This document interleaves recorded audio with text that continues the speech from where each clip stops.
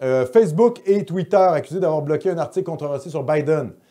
Facebook et Twitter ont bloqué un article, c'est un article du New York Post. Bon, c'est pas le Daily Stormer, le New York Post. C'est pas démocratie participative, n'est-ce pas? Ça reste le New York Post. Donc là, Facebook et Twitter ne devraient pas... mais ils ont censuré cet article-là en disant que les informations détenues dans l'article étaient illégales. Et donc, là, les républicains sont en furie, ils disent, écoutez, vous ne pouvez pas censurer l'information, vous vous ingérez dans la campagne. Donc, on va suivre ce dossier-là, le dossier de la censure.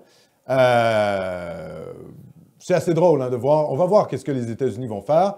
Il y a peut-être des articles pour protéger la liberté d'expression et la liberté de la presse dans la Constitution américaine qui pourraient être invoqués pour forcer les médias sociaux à quand même publier les informations. Évidemment, c'est compliqué parce que ce sont des entreprises privées. Donc, ils ne sont pas soumis au premier amendement. Ils peuvent vous bannir, ils peuvent décider de ne pas mettre telle source ou telle autre source. Et ils n'ont pas à s'expliquer. Hein. Ils ont juste à dire, bon, ça ne respecte pas nos conditions d'utilisation. Merci, bonsoir. Et tant pis pour vous. Alors, je vous lis quand même ce qu'a dit les dirigeants de Facebook. L'un des dirigeants de Facebook, Andy Stone, a mis en doute la véracité des courriels et a annoncé que les informations du quotidien allaient faire l'objet d'une vérification. En attendant les résultats, le groupe californien a décidé de réduire la visibilité de l'article en question. Vous voyez? Donc, ils ne l'ont pas censuré, ils réduisent la visibilité. C'est insidieux.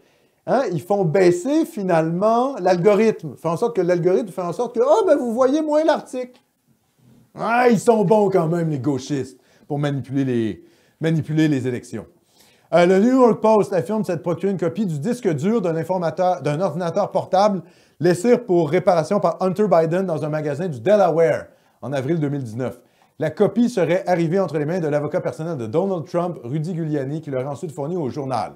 L'article et les documents penchent dans le sens des accusations de Donald Trump et de ses partisans. Selon eux, Joe Biden, alors vice-président de Barack Obama, avait fait limoger le procureur général ukrainien Viktor Shokin en 2016 pour aider Burisma, une compagnie pour laquelle travaillait le fils de Joe Biden, à échapper à des enquêtes anticorruption qui auraient éclaboussé son fils. Alors ça, c'est un article de l'AFP, encore une fois, de la presse.